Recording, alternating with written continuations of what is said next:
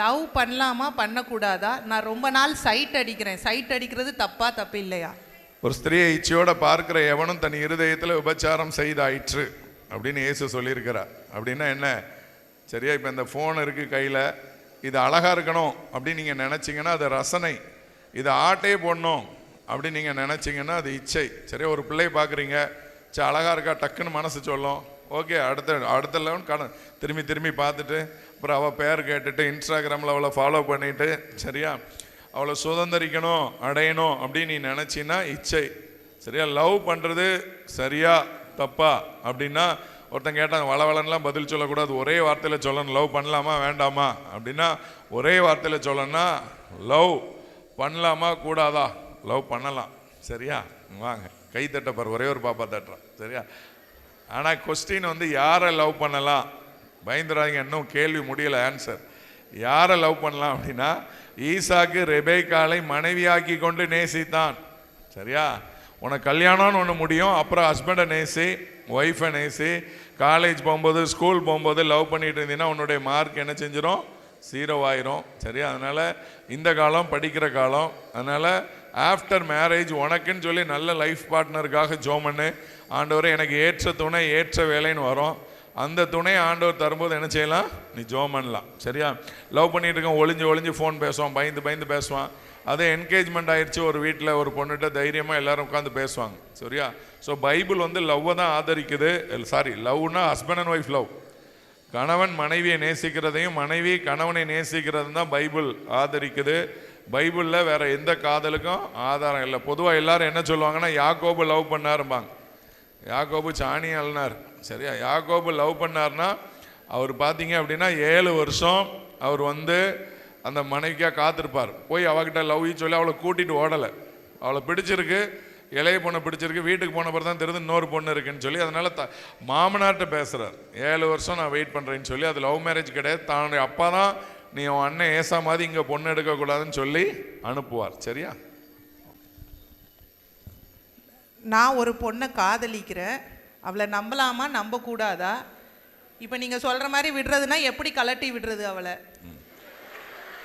சரியா, பாரு, நீ ஒரு பொண்ணை நம்பலாமா நம்பக்கூடாதான்னா பைபிள் சொல்லுது, நாசியில் சுவாசம் உள்ள யாரையுமே, அது அந்த பொண்ணாலும் சரி, அடுத்த வீட்டு பொண்ணாலும் இருந்தாலும் சரி, எய்த்த வீட்டு பொண்ணாக இருந்தாலும் சரி, எந்த பொண்ணையும் நம்பாத, எந்த பையனையும் நம்பாத, கர்த்தரை நம்புகிறவன் மட்டும்தான் செழிப்பான். அதனால் யாரையும் லவ் பண்ண, ஏன் லவ் ட்ரூ லவ் அதெல்லாம் ஒரு லவ்வும் கிடையாது. 2026 ஒருத்தனும் ட்ரூவாக லவ் பண்ணுறவங்களாம் கிடையாது. ஒரே நேரத்தில் 10 பிள்ளைகிட்ட சேட் பண்ணுறவன் தான் இருக்கான்.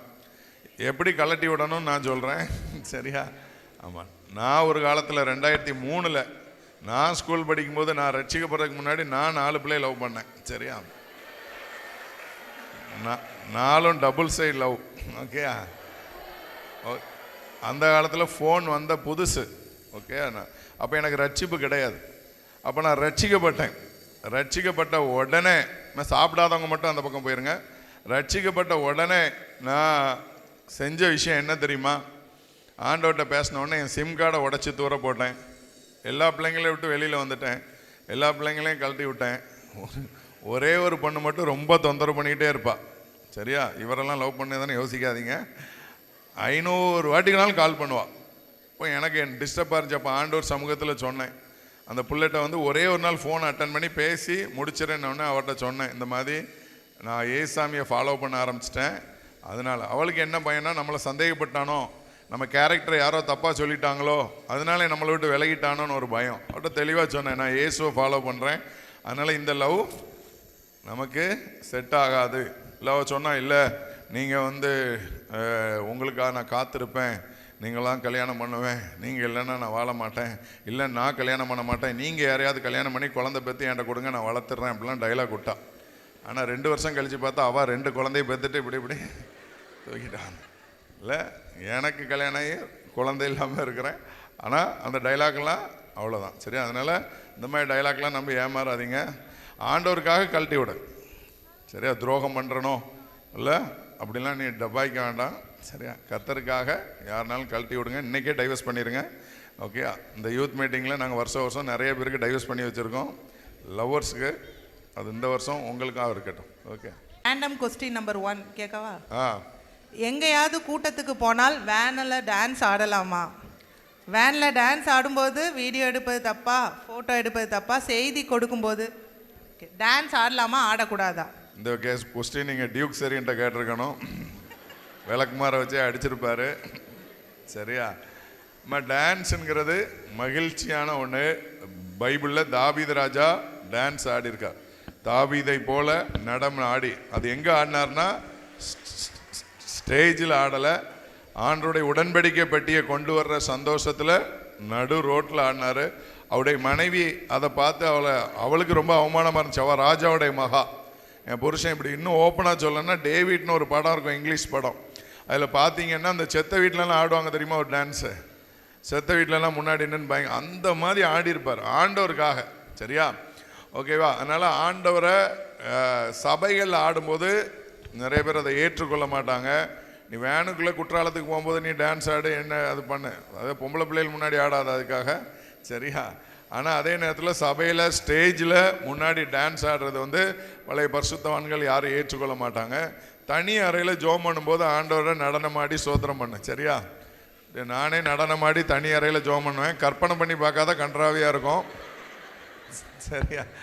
ஆனால் தனி அறையில் ஆண்டவரோட ஜெபிக்கும் போது நடனம் அடிக்க, பப்ளிக்கில் டீசெண்டாக நடந்துக்க.